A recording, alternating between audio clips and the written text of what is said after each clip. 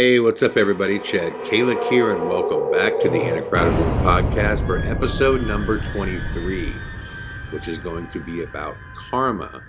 And the reason it's going to be about karma is because I woke up this morning and I came across this video of Logan Paul talking about how he went to Vegas recently.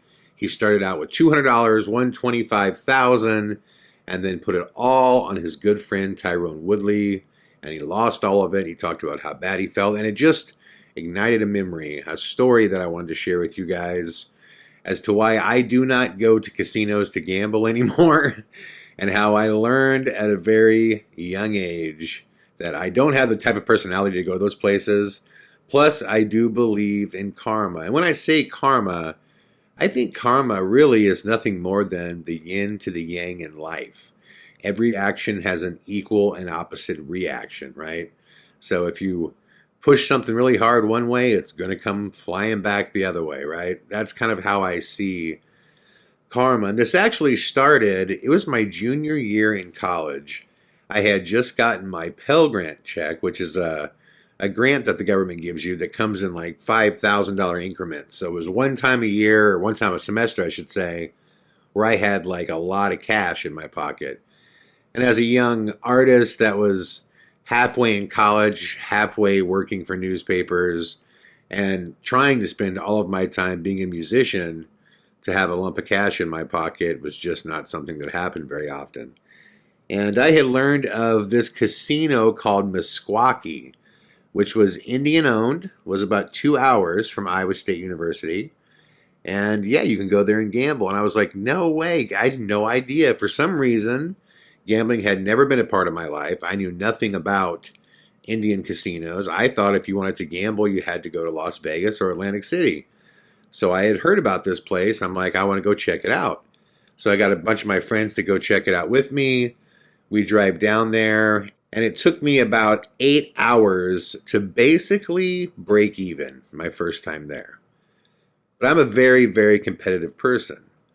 So the whole way home, I'm like thinking in my head of some kind of strategy to beat the system. Now I know this is very ignorant, okay? Because if there was a strategy to beat the system, trust me, people would have found it and they'd be exploiting it like crazy. Casinos are not open because they give away money. That's not why they exist. But in my head, I thought for sure I had figured out a strategy with the game of roulette. I love the game of roulette. For some reason, there's just something about watching that damn ball spin around on that wheel. I had no idea at that time that it was the worst game in the house. The worst game, statistically speaking, that you can play. But I loved it. I was like, it's fun. And I had myself convinced that there was a way to always come out a winner if you can go so deep in your pocket. And my method was real simple. Let me start by saying I know that everybody and their brother that's ever played this game has also come up with this method. I found that out later. At the time, I thought I was a genius. I'm like, man, I'll get this figured out. And the method was very simple. I would start out very small, and every time I would lose, I would simply double my next bet. In my mind, roulette is a 50-50 chance to win, black or red. It's actually not. You have a 36% chance of winning because there's green spots on the board and there's only 36 numbers. So the math comes out to basically you have a 36% chance of winning, not a 50-50 chance. So over time, you're going to lose. That's how it works. You're going to lose. But I'm telling myself, well, I'm not, playing to have a large winning percentage over time. I'm playing to just win once every like 8 hands, basically 8 rolls. I hadn't figured out where I could go 8 rolls deep before I have to be in trouble, meaning that if I started out with $20, if I lost, the second bet would be $40. If I lost that, the next bet would be $80. If I lost that, the next bet would be $160, then $320, $640, $1,280, and now we're getting deep water. And I'm thinking, what are the chances that I'm going to lose 8 times in a row? And the strategy was just to follow the color, meaning that if I bet black and it landed on red, then my next bet is red, right? Because I had seen it would hit multiple colors at the same time. So I'm like, okay, I got this. I got this. So I drive back there alone the following day. After going with all my friends the night before, I drive back there alone the following day. So I walk into the casino, sit down, and lose 8 in a row. Everything I have. I am like, oh my God, what did I do? It just did not hit the color I was betting.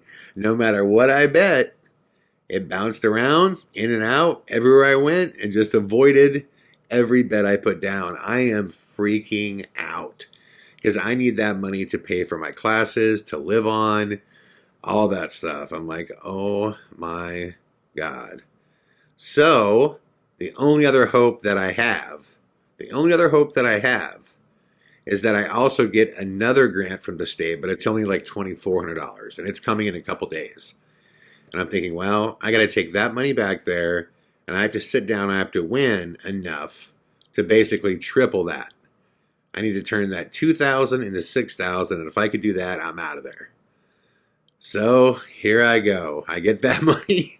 I cruise down there alone. It took me 18 straight hours. But I finally did it. I made that money back. I was even, and the second I was even, I was out of there. I was literally sick to my stomach. I was so tired, the stress of that, drinking all the free syrupy soda they had to keep you awake, the fresh oxygen they pump in the buildings. I mean, those places will just make you so sick if you spend any amount of time there. I drive all the way home. I look in the mirror and I say, Chad, learn your lesson. That was absolutely the devil's finger. That was saying, come on down here. We have an easy way out of life for you here. You can do this. Look, Chad, look yourself in the eye and learn from this. And I'm glad to say I did. I realized right away I have the wrong personality for places like that. I didn't have fun. It was a horrible, horrible situation. Things would have gone really bad for me had I not gotten that money back. Because losing it's one thing, but if I'd had to tell Laura or my family or anybody else that I just took it to a casino and blew it off some ridiculous plan that was never going to work, yeah, I'd have been in a lot of trouble. Thankfully, I have some sort of guardian angel because I was able to make it back, break even, period. So the following day after that, I'm telling this group of friends that I got, so freaking lucky. I had everything on the line, all the money I had, the rent money, everything, and I was able to win it all back, and I was done. I was done gambling. But they're going still. They're going that night, and they're taking a mutual friend we have, a guy named Stu, with them, and Stu has never gambled before in his life. So I want to go because I want to see what his experience is. And I'm very, very sure that I'm not going to bed. So I make the trip down to Meskwaki with these guys, and we find the first roulette table we can. It's myself, Corey, a couple other friends, this guy Stu, and his girlfriend. And we're explaining roulette to them. We're like, look, you can play the numbers. They pay 35 to 1, but that's a tough game to win. Or you can play red or black, and we're giving him the percentages. And he says, I'll just play red or black. And I go, okay. And I go, well, just so you know, it's not 50%. And he goes, well, yeah, it's red or black. And I'm like, no, it's not. There's 2 greens on here. There's 0 and 00. And there's only 36 numbers. There's not 100 numbers. There's not 50 numbers. So it's totally not what you think. And he goes, yeah, but primarily, for the most part, it's red or black. And I'm like, okay. I just realized at this point, it's not my game. It's not my money. It is what it is. That's cool, I'm just trying to help a dude out because I just about lost my ass, the night before.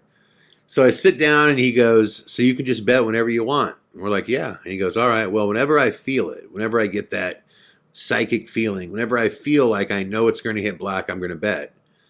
And I'm like, all right. And he starts out with $250.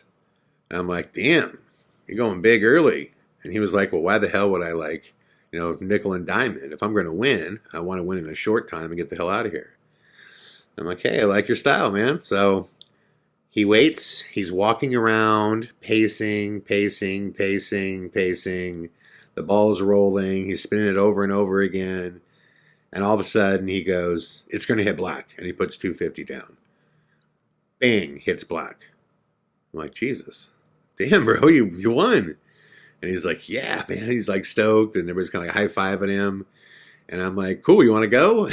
He's like, nah, man, I came to play. I'm like, okay. So he pulls the 500 off, and I noticed that he doesn't put anything in his pocket. He's going to bet 500 on the next hand. I go, okay. And he does the same thing. He paces around probably 5-10 minutes, maybe, letting 7 or 8 rolls go by. And then he comes up, he looks at us, and he goes, it's going to hit black. He puts the 500 down. Nails it. He's up 1,000. Wow. I'm like sitting here going, in 20 minutes time off of 2 rolls, this kid's up $1,000. This is crazy.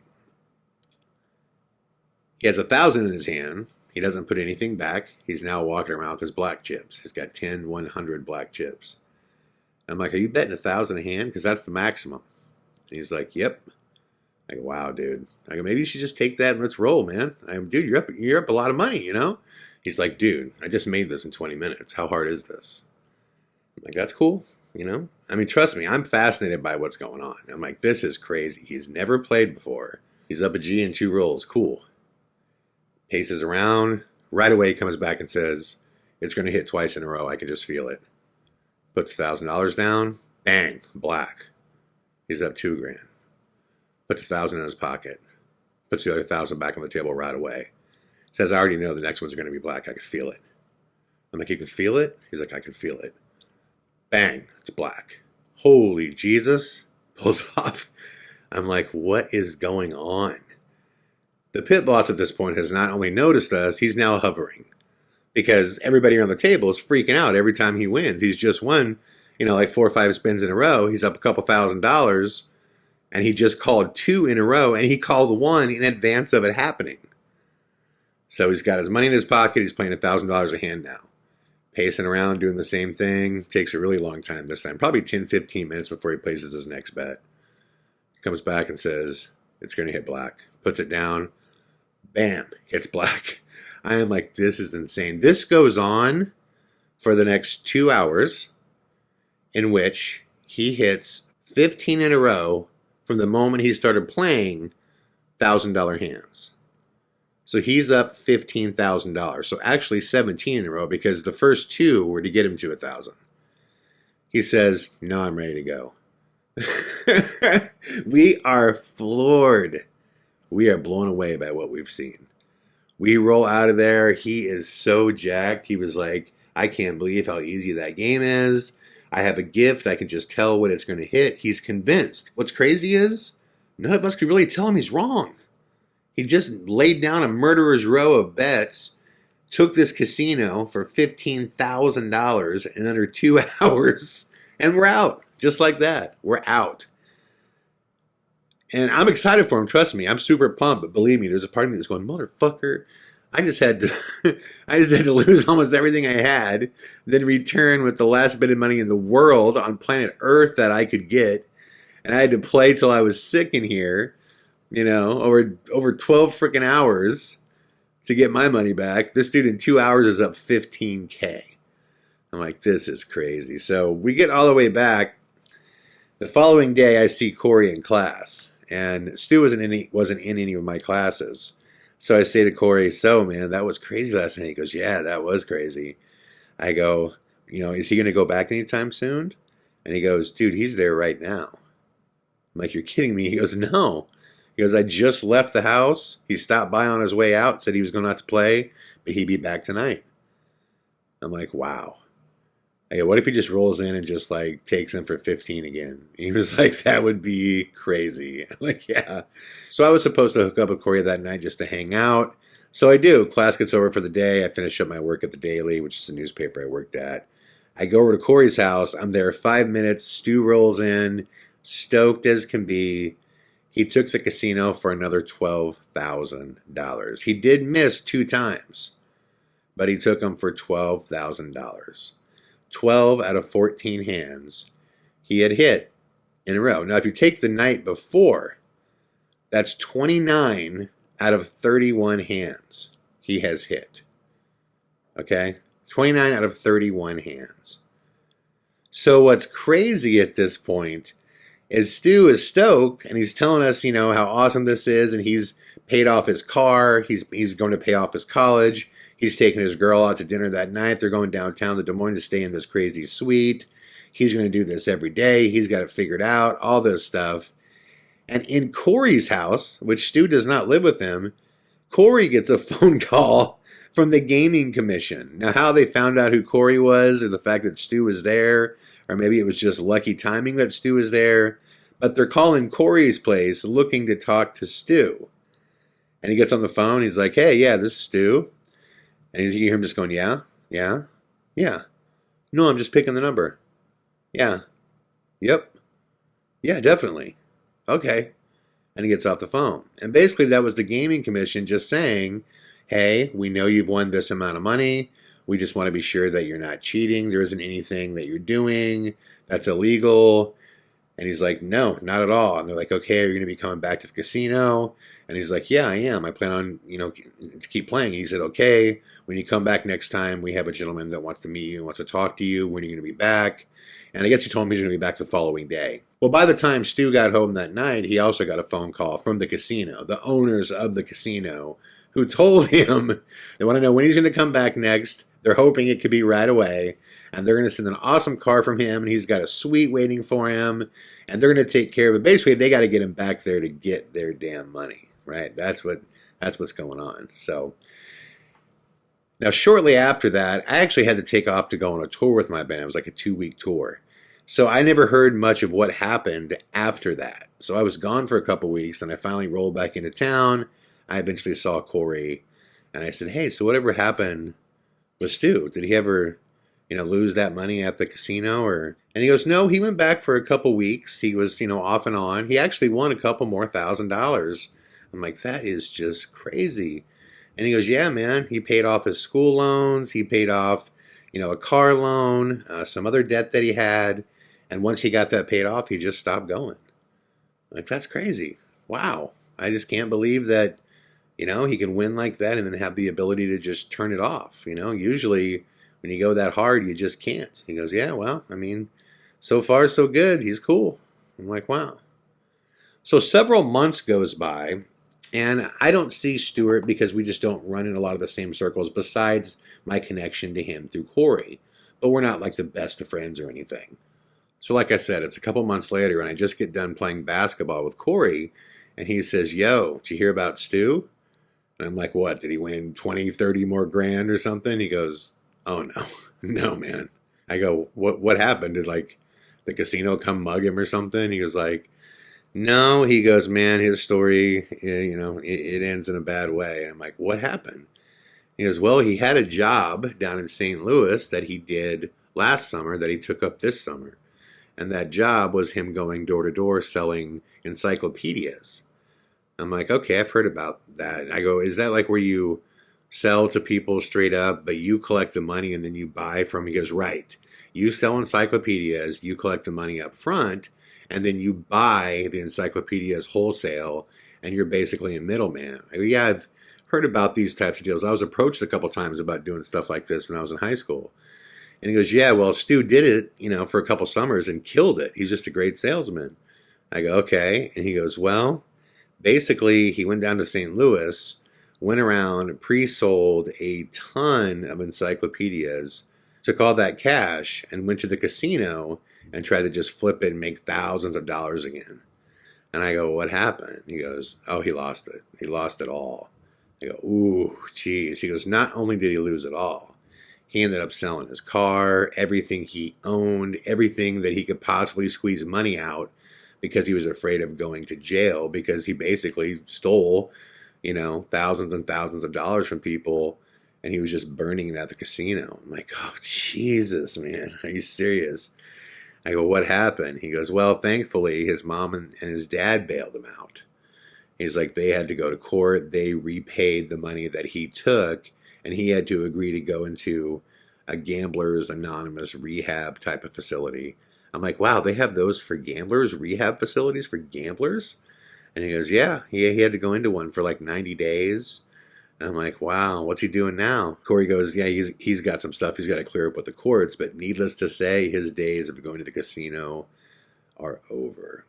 And it just made me think of an expression I heard a long time ago called the devil's whip. And what that is supposedly when you sin or when you do something wrong or when you engage in bad karma and you're doing something that you know you shouldn't do, when you finally wise up, the karma is the whipping of the tail. Like when the devil leaves the room, the last thing that leaves is the tail, and there's a whip, there's a sting. And that supposedly is karma, right? And this is from a lore and legend standpoint. And I think that's what Stu felt. He felt the whip. And when it stung him hard. And I could have called this that night because when we were leaving that casino, he was fully committed and believed in an idea that was otherwise insane. He fully believed that he could tell when the ball was going to fall into a black slot.